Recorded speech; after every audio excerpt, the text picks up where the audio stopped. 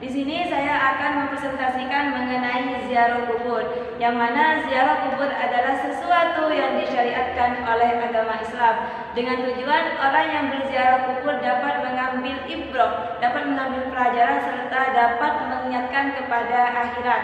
Yang mana di sini ketika kita berziarah kubur kita disyaratkan untuk tidak mengucapkan perkataan-perkataan yang dapat membuat Allah murka kepada kita, semisal berdoa kepada penghuni kubur, meminta pertolongan kepadanya atau lain sebagainya. Dulu memang Rasulullah SAW pernah melarang umat Islam untuk melakukan ziarah kubur, karena pada waktu itu umat Islam masih berada dalam belenggu jahiliyah atau zaman kebodohan, sehingga di sini Rasulullah tidak mengizinkan untuk melakukan ziarah kubur. Namun setelah akidah keislamannya pun sudah kuat serta ilmu pengetahuan tentang keislaman sudah cukup, maka di sini Rasulullah mengizinkan untuk melakukan ziarah kubur.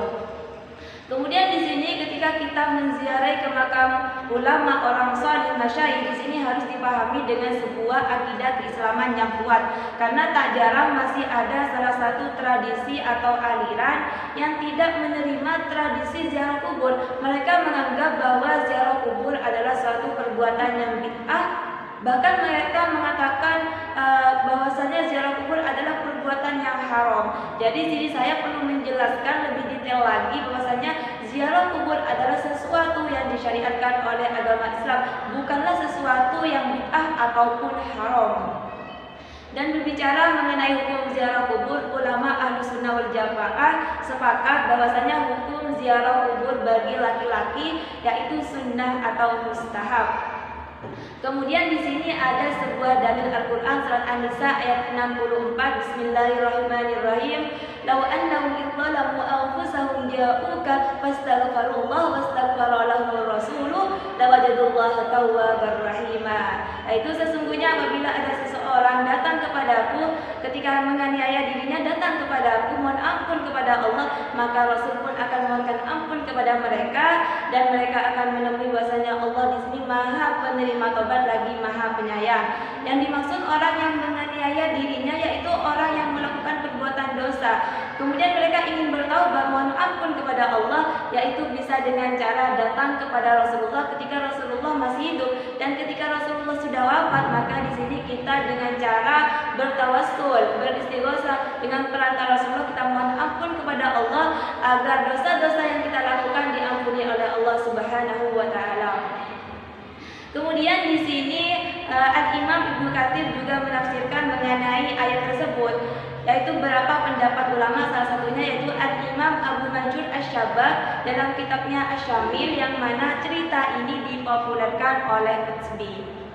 Suatu ketika Utsbi datang ke makam Rasulullah, kemudian ada seorang A'rabi yang mendekati juga makam Rasulullah. Kemudian si A'rabi ini berkata, "Wahai Rasulullah, salam sejahtera untukmu. Aku kesini ya Rasulullah karena aku mendengar firman Allah yaitu surat An-Nisa ayat 64." Kemudian si A'rabi itu berkata, "Aku mohon ampun atas dosa-dosa yang aku lakukan dan aku minta pertolongan hanya kepada Tuhanmu."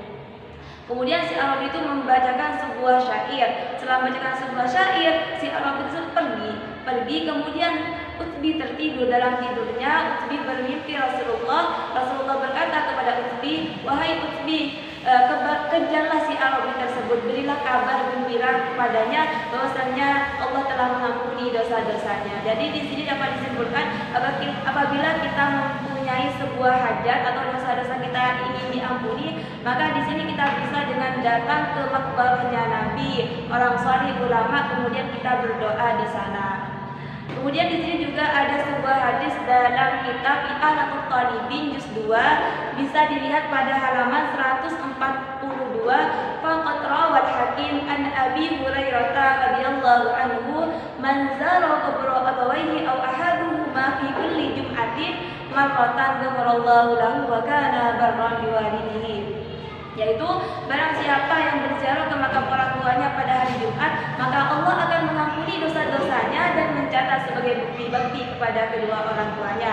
Kemudian di sini juga ada sebuah keterangan dalam kitab Tanwirul Qulub bahwasannya hukum seorang laki-laki disunahkan untuk melakukan ziarah kubur, karena di sini untuk tujuannya yaitu untuk mengingatkan kepada kematian, mengingatkan kepada akhirat, serta memperbaiki hati yang rusak, hati yang buruk. Sebagaimana hadis riwayat Muslim, kuntu nahaitukum an ziyaratil qubur fazuruha.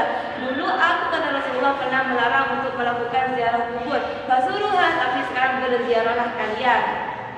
Kemudian berbicara mengenai hukum ziarah kubur bagi wanita, yaitu hukumnya makruh karena di sini wanita mudah bersedih dan mudah meratap. Namun di sini ulama berbeda pendapat. Ada yang mengatakan makruh tahrim dan ada yang mengatakan makruh tanzih. Karena di sini ada hadis riwayat dari Abu Hurairah, anna Rasulullah sallallahu alaihi wasallam la'anna zawaratil kubur.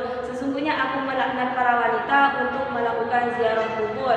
Namun di sini mayoritas ulama memperbolehkan untuk melakukan ziarah kubur karena suatu ketika Sayyidah Aisyah bertanya kepada Rasulullah ketika hendak pergi berziarah kubur, kaifa aqulu idza zawaratil kubur, apa yang aku baca ya Rasulullah ketika aku hendak berziarah kubur. Kemudian di sini Rasulullah menjawab, qauli assalamualaikum ya ahlad diyaril muslimin. Jadi di sini dapat disimpulkan bahwasanya ziarah kubur yang mana sudah menjadi sesuatu yang tradisi atau budaya umat Islam di seluruh penjuru dunia, yang mana di sini menjadi amalan yang disyariatkan oleh agama Islam. Walhasil ziarah kubur bagi laki-laki yaitu hukumnya sunnah atau mustahab, dan ziarah kubur bagi perempuan yaitu hukumnya mubah apabila aman dari fitnah. Mungkin itu penjelasan dari saya mengenai ziarah kubur, sedikit banyak semoga bermanfaat. Akhiran ihdinas siratal mustaqim. Wassalamualaikum warahmatullahi wabarakatuh.